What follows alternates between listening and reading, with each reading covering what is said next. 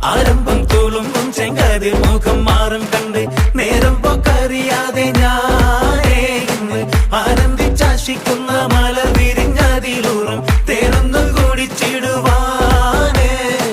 പേരിമ്പക്കനിയാളോടുള്ളിൽ എനിക്ക് നിറഞ്ഞ് പ്രേമത്തിൻ മരുന്നൊരു തുള്ളി തരുവാൻ പറഞ്ഞ് സാരം വച്ചെഴുത്താനും കള്ളികളെല്ലാം അറിഞ്ഞ്